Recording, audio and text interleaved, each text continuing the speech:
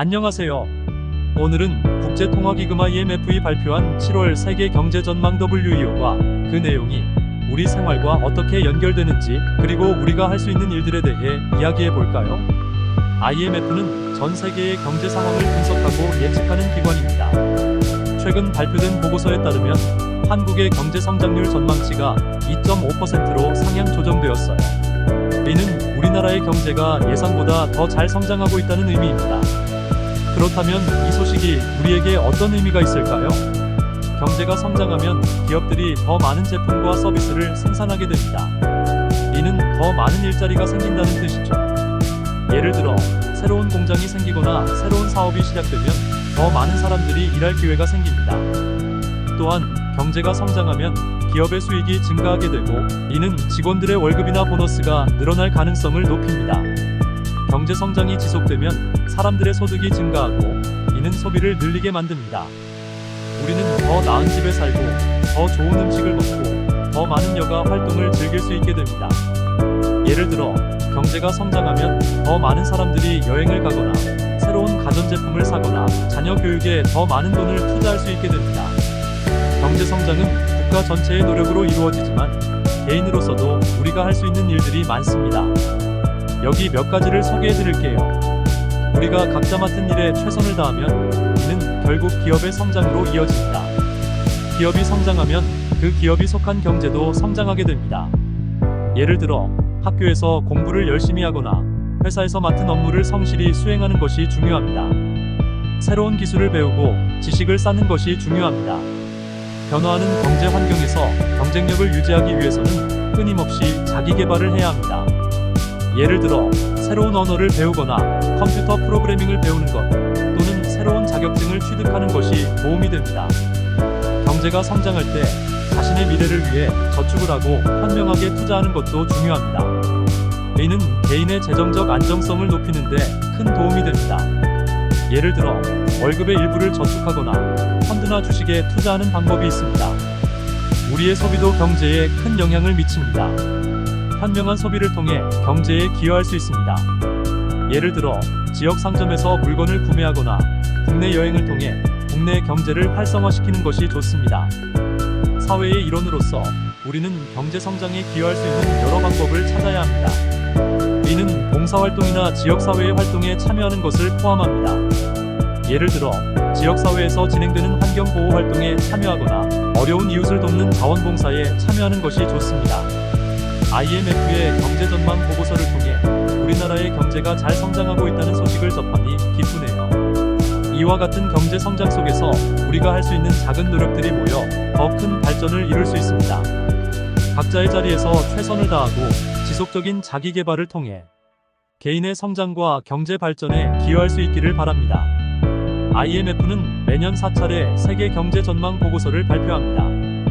1월과 7월에는 주요 30개국을 대상으로 수정 전망을 발표하고 4월과 10월에는 전체 회원국을 대상으로 합니다. 이 보고서는 각국의 경제 성장률, 무역 상황, 고용률, 물가 등 다양한 경제 지표를 분석해 앞으로의 경제 흐름을 예측합니다. IMF는 올해 한국의 경제 성장률을 2.5%로 전망했습니다. 이 수치는 경제협력개발기구 OECD와 주요 글로벌 투자은행들, 한국 정부와 한국은행의 예측과 비슷한 수준입니다. 예를 들어 OECD는 2.6%, 골드만삭스는 2.5%, JP모건은 2.8%, 한국 정부와 한국은행은 각각 2.6%와 2.5%를 예측했습니다. 이는 한국이 주요 선진국 중에서도 비교적 높은 성장률을 기록할 것으로 기대된다는 의미입니다. 올해 한국 경제는 반도체와 자동차 수출이 크게 늘어나면서 상반기 역대 2위의 수출액인 3,348억 달러를 달성했습니다. 세계 경제의 회복과 인공지능 AI 수요 증가로 인해 하반기에도 반도체 수출이 계속 늘어날 것으로 예상됩니다. 또한 물가 상승률이 3%를 웃돌던 시기에서 최근 3개월 연속 2%대를 기록하며 하락 추세를 보이고 있고, 고용 상황도 양호한 흐름을 이어가면서 경제 성장에 긍정적인 영향을 미치고 있습니다. 이러한 이유로 IMF는 한국의 올해 성장률을 2.5%로 전망하게 되었습니다.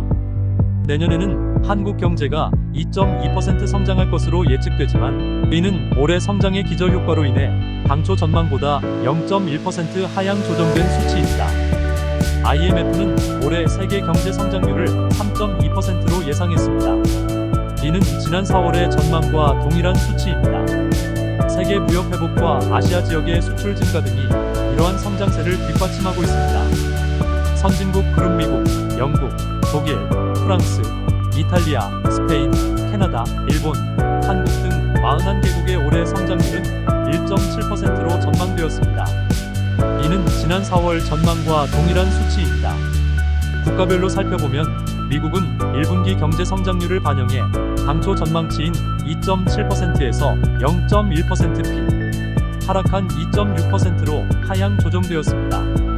일본은 일부 자동차 업체의 출하 정지 등을 감안해 0.2%p 하락한 0.7%로 성장세 둔화를 예상했습니다.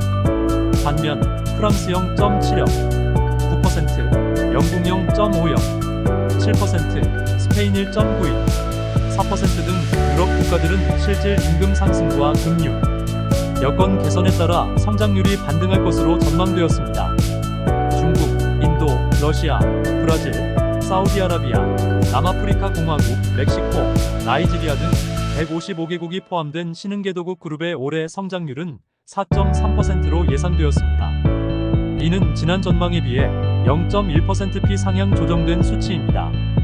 중국은 5.0% 성장할 것으로 예상되며 이는 민간 소비 반등과 견조한 수출이 주요 요인으로 작용했습니다. 인도는 7.0% 성장할 것으로 보이며 이는 작년 양호한 성장에 따른 2월 효과와 소비 회복 추세에 따른 것입니다. IMF는 올해 세계 경제 성장률에 대해 상하방 요인이 균형을 이루고 있다고 평가했습니다. 성장을 높일 상방 요인으로는 성공적인 구조 개혁을 통한 생산성 증가와 다자간 협력 강화를 통한 무역 확대가 있습니다. 반면 성장을 제약할 하방 요인으로는 지정학적 갈등에 따른 물가 상승 및 그에 따른 고금리 상황 지속, 선거 결과에 따른 정책, 급변, 재정 적자 및 부채 확대 등이 지적되었습니다. IMF는 통화 정책과 관련해 인플레이션 리스크가 상존할 경우 금리 조기 인하를 자제하고 필요시 추가 금리 인상 가능성도 고려해야 한다고 권고했습니다. 또한 물가 안정에 대한 명확한 데이터가 뒷받침될 경우 점진적으로 금리를 인하할 것을 제안했습니다. 또한 급격한 자본 변동성에 대비하기 위해 환율의 자유로운 조정, 허용과 거시 건전성 조치 적용 등을 제언했습니다. 향후 경제활동 인구 확대를 위해 여성과 이민자 인력을 활용하고 자국 중심의 무역 왜곡 조치를 지향하며 다자간 무역을 강화할 것을 강조했습니다. 이렇게 IMF의 7월 세계 경제 전망 보고서를 통해 전 세계 경제 상황과 한국의 경제 성장률 전망을 자세히 알아보았습니다.